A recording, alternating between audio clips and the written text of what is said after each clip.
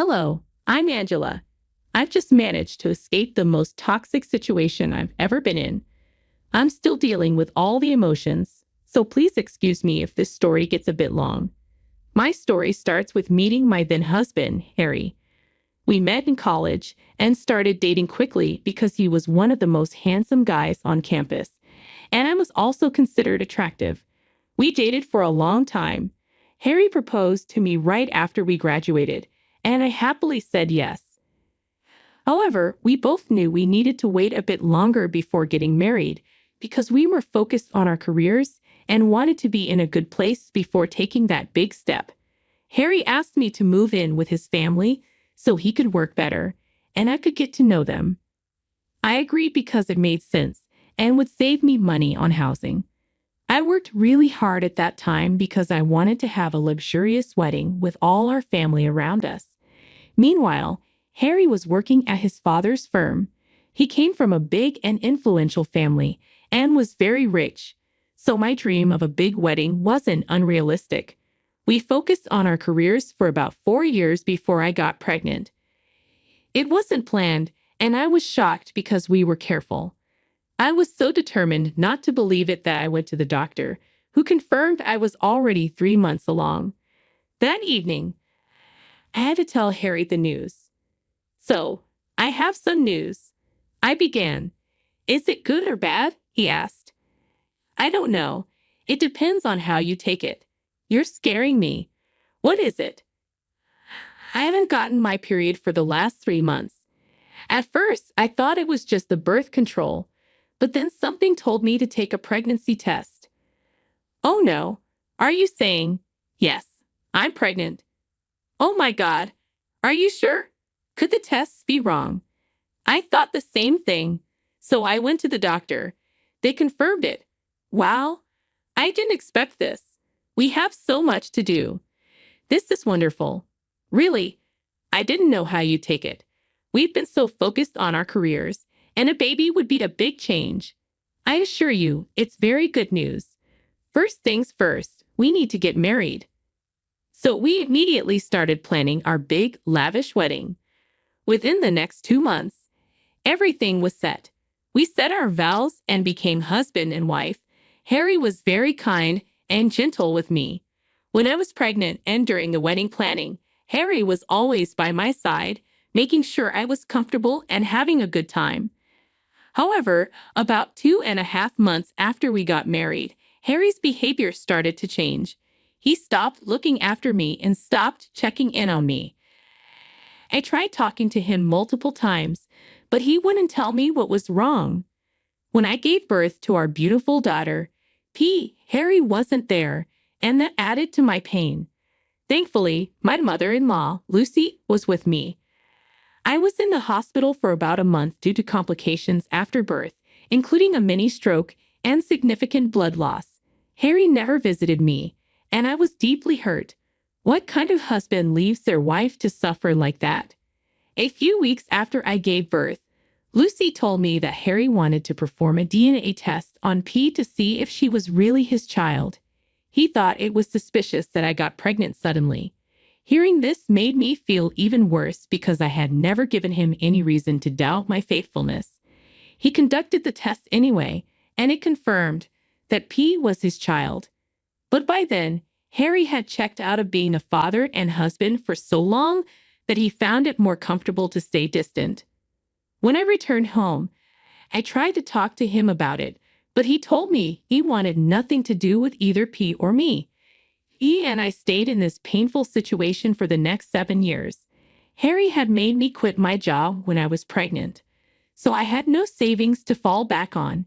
Harry was doing well at his father's business, so I knew he could provide for us. I stayed in the house because I wanted to be with P without facing any issues. Harry barely looked at P and would complain if I raised any issues about household work. I quickly learned that Harry was not the sweet-tempered man I had known before. The only reason I was still living there was because I was taking care of his parents, a job he didn't want to do. His parents, Patrick and Lucy, adored Harry and believed he could do no wrong. Even when they saw how he was treating P and me, They didn't care. They fully believed that I was the reason Harry was ignoring his duties, thinking I had done something to deserve it. At first, I was really hurt by this, but I learned to let go. Patrick and Lucy had many health issues. Patrick was diabetic, and Lucy was on heavy medication for her heart issues. They needed a lot of care and attention, so I took over as their primary caregiver. Harry and his brother Mike were always busy with work, so they couldn't look after their parents. I suggested hiring someone to help, but Harry refused. Ever since Harry took over the household expenses, he made everyone's lives miserable. He wouldn't spend a cent unless it was absolutely necessary. We ate a lot of canned and microwave foods, and I started taking P out to salad houses just so she could get some nutritious food. One time, P got very sick with a high fever that wouldn't go down. I began to panic when she showed no signs of improvement and begged Harry to take her to the hospital. Ted is sick. We need to take her to the hospital, I pleaded. It's just a fever. Just put a wet cloth on her head and call it a day, Harry replied. Harry, she's been sick for a week and hasn't improved. She's barely eating, and I know something is really wrong. Just let her heal on her own. If you pamper her, her body won't learn how to fight off sickness by itself. She's your daughter, Harry. Don't you have even the slightest bit of sympathy? Not really. Does my panicking and crying at least make you feel a little bad? I'm literally just begging you to give me some money to take her to the hospital. Do you even know how expensive hospitals are? That's right, you don't. You don't earn a cent and you're just freeloading off of us. And you have the nerve to ask me for money to fund your expenses. And whose fault is it that I'm not working? You forced me to quit after I gave birth. The least you can do is take some responsibility.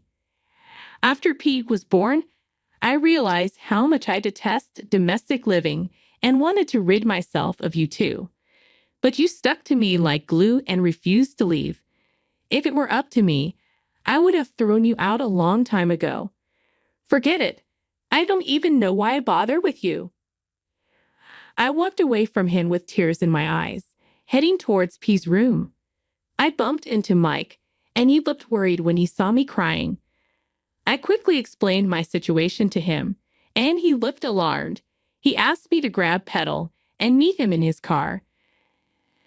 I did just that, and as we were leaving, Harry ran after us, yelling about disobeying him and sabotaging our family expenses. Mike told him to stop being a heartless jerk and let the child get the treatment she needed. Before Harry could reply, Mike drove away.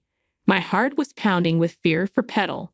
If Mike hadn't helped me, I would have asked a friend to lend me money, and I would have had to pay them back eventually. I was really grateful to Mike, who, unlike his brother, actually had a heart. When we got Petal into the ER, they conducted a lot of tests and found that she had a severe case of hyperpyrexia, which is just a fancy way of saying a really high fever caused by another issue. Since Petal was a child, her larger arteries were inflamed, making the fever even worse. She had to stay in the hospital for a few days so they could monitor her and bring her temperature down. Every one of those days, Harry called to tell me how selfish I was for taking Petal to the hospital after he had told me not to. The first day, I explained the situation, but he didn't care. After that, I stopped listening to his calls. Mike, on the other hand, was a godsend. He visited the hospital every day and stayed with Petal for a few hours so I could take a shower and eat a proper meal. He also brought many of Petal's toys, which made her really happy. Seeing her smile and laugh after days of suffering made me feel better about our situation.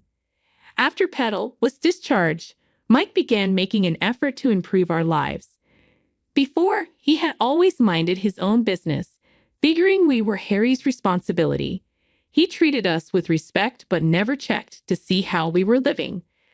I remember when he took Petal and me to the park one day. We watched Petal play while we ate ice cream.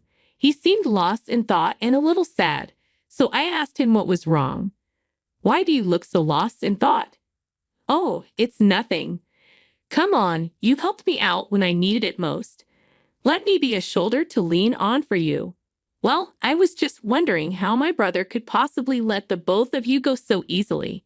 Yeah, it was hard for me to grapple with too. In fact, I still struggle with it. There have been so many moments when I just look at him and expect him to go back to being who he was when we first met. It takes a special kind of heartlessness to abandon your own child when she still lives in your house. I just learned to be grateful he hasn't kicked us out. Who would hire someone who hasn't worked for the last 7 years? I haven't even kept up with all the changes in my field. Why don't you try to find a job, even if it isn't in your field?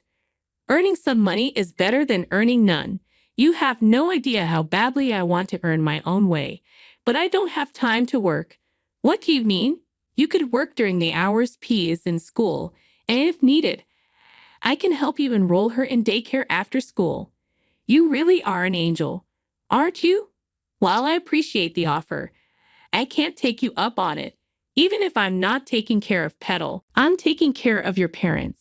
Between that and cooking everyone's meals and cleaning the house, I have no time for anything else.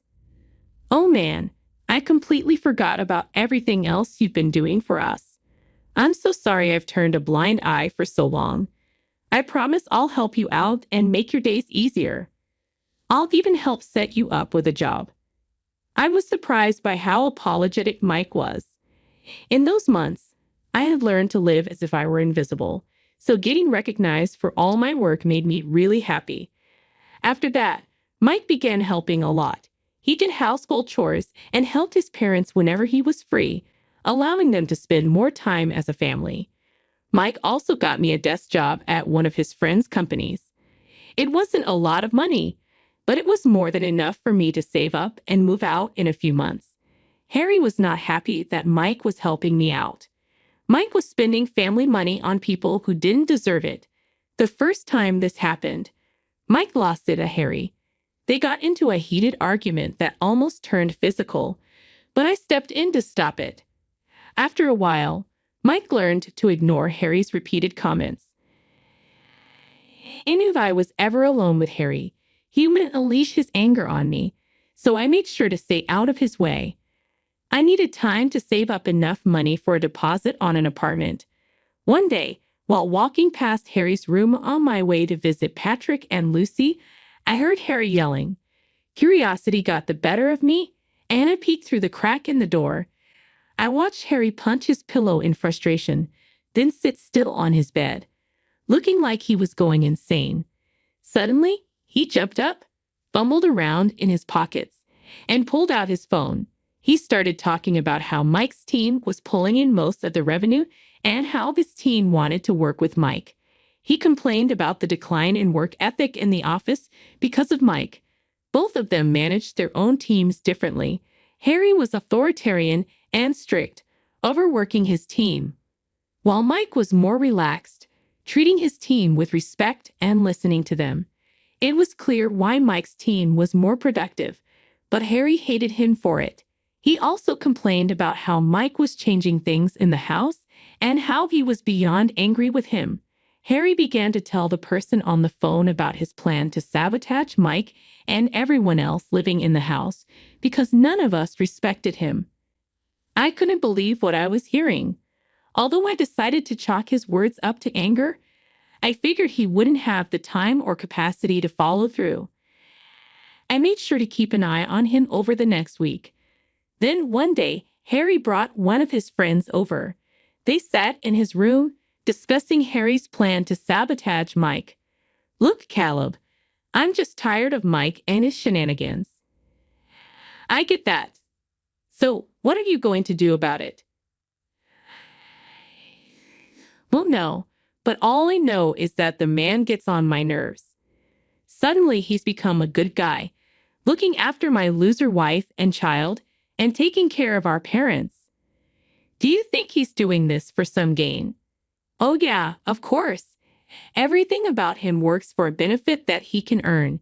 He probably wants all of my parents' estate as his inheritance. That's definitely how it looks. Maybe you should do something soon. You can't let this go on longer. You are your parents' favorite, aren't you? Absolutely. And you're right. I need to keep it that way. What do you think I should do? Why don't you have your parents sign the house over to you, and then you can throw them all out? I like that. But what about Mike? Well, your dad's still the CEO, and he has the power to transfer the company under your name too. That is so true, Caleb. You're a genius. I was alarmed by what I was hearing. I quickly left after they switched topics, but I was sure Harry saw me. He must have tried to cover his bases before tricking his parents into signing everything over to him. The next day, I came home from work to see everyone sitting at the dinner table with grim looks on their faces. I tried to ask what was going on, but nobody replied. I felt awkward, but had to take care of Petal, so I let it go. That night, I thought about whether I should tell them what I overheard. Even though Patrick and Lucy were mean to me, they took great care of Petal when I needed it, and Mike was amazing. The next day, I came back from work, prepared to talk to Patrick, Lucy, and Mike about my plan. My heart raced as I walked into the living room to talk. Thankfully, Harry was still out, and I knew I had a little while before he came back home. "Why did you call us here?" Patrick asked. "I just wanted to tell you about something I found out the other day." "Hurry up with it," Lucy said. "I happened to overhear Harry talking to someone on the phone the other day. He made plans to take revenge on Mike and, in turn, on both of you." "Get out," Patrick snapped. I couldn't believe my ears. Patrick's accusation left me speechless. Harry had already poisoned their minds, convincing them that I would fabricate some story to turn them against him. "Excuse me? You heard what he said." Patrick snapped. "I'm sorry, but why?" "Don't understand," I replied, my voice trembling. "Harry told us about how you were going to come and tell us some outlandish thing just so we could start hating him and transfer all our assets to you and Petal." "What? I would never." "Oh, shut up. Lord knows the only reason we ever put up with you was because Petal needed a mother. Now she's old enough, and you've done enough. Get out of our house and our lives," Lucy interjected harshly. "I have no place to go. I'm telling you, Harry is lying." "You have some nerve to say that. We made sure that Harry got all our assets. You will get nothing. Lie all you want, you won't get a cent from us. And since you have no place to go, I'm sure CPS would not like that. You can't be threatening me with my daughter," I said, my voice breaking. "You either leave peacefully, or we kick you out and have Petal's custody given to us," Patrick threatened. "Fine, I'll leave. Just please, take good care of my little girl." I packed my things and tearfully kissed Petal goodbye. She cried a lot, and it only made my heart break even more. But this was the best thing I could do for her. I reached out to my best friend, whom I hadn't contacted in years. Thankfully, she was more than willing to help me out, opening her house to me. She gave me her shoulder to cry on and listen to me. We caught up on our lives, and I even managed to laugh occasionally. The mental and emotional strain was too much, and I fell asleep easily. The next day, I took a day off from work to recover and plan my next move. I knew I needed to have Petal by my side, but I didn't need to think too much. Around noon, I got a frantic call from Patrick. After calming him down, he explained that Harry had kicked all of them out of the house and even took away Mike's job, leaving them with little money to rely on. He begged me for help, but I was done. I had no sympathy for them. I contacted CPS and informed them of the situation. It wasn't long until I got Petal back with me. Despite not having solid proof of residence, I at least had a roof over my head, unlike Patrick and Lucy. My friend also testified that I was living with her until I could get back on my feet. I got numerous calls from Mike and his parents, calling me all sorts of names for taking Petal away instead of helping them. But I had tried to warn them, and they chose to make me suffer in the worst way possible. I'm always going to be grateful for how much they helped me in the past, but they crossed a big line. Right now, I have full custody of Petal, and I'm in the process of getting a divorce from Harry. My best friend helped me find a good job, and life is finally beginning to look up.